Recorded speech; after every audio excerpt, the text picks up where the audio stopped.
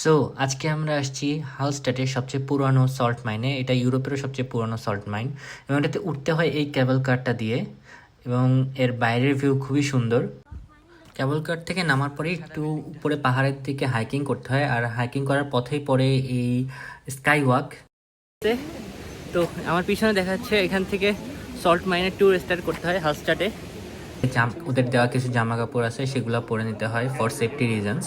So দেখতেই পাচ্ছেন আমি ওদের দেওয়া জামা কাপড়গুলো পরে নিয়েছি এবং বাকি সবাইও রেডি হচ্ছে। অ্যান্ড এই যে এই টানেলটা থেকে আমাদের ট্যুর স্টার্ট হয়, অ্যান্ড স্টার্ট হওয়ার পর এখানে কিছু হিস্টোরি বলতে থাকে। অ্যান্ড হিস্টোরি বলার পরে এই যে যে স্লিপারটা দেখতে পাচ্ছেন, এটা খুবই চমৎকার এই অ্যাক্টিভিটিসটা। এরকম দুইটা অ্যাক্টিভিটিস আছে ওখানে, এরকম সেম টাইপের স্লিপার। সো এটা প্রথমটা একটু ছোট থাকে, পরেরটা আরো গভীর থাকে।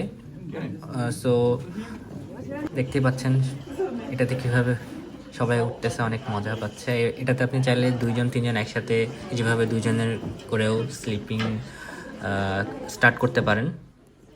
এখানে ওরা আজকের কিছু লবণ রেখে দিয়েছে সবার দেখার জন্য, যেটা ওরা মাইন্ড করছে।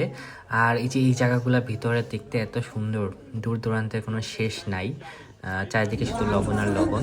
এবং ট্যুর শেষে ওরা হচ্ছে এই রাইডটার মাধ্যমে, মানে আর হাইক করা লাগে না, এই ট্রেন টাইপের একটা রাইড, এটার মাধ্যমে আপনাদেরকে নিচে নিয়ে যায়।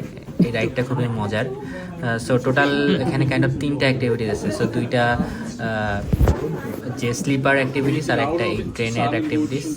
সো সব মিলে এবং পুরা ট্যুরে ওরা হচ্ছে হিস্টোরি, মানে পুরো কীভাবে এখানে এই পাহাড়ের ভিতরে সল্ট আসলো সব কিছু দেখায়। সেটা আমি আমার ফুল যে ট্রাভেল ব্লগ ভিডিও সেটাতে দেখাবো। বাট ইয়া, এই ট্রেনটার জার্নিটা অনেক মজার ছিল এবং অবভিয়াসলি আশেপাশের ভিউ অনেক সুন্দর। এবং ট্যুর শেষে আমরা নেমে যাচ্ছিলাম আবার সেই ক্যাবল কার দিয়ে যেটাতে উঠছিলাম, আর এর আশেপাশের ভিউ সিরিয়াসলি অসাম সুন্দর।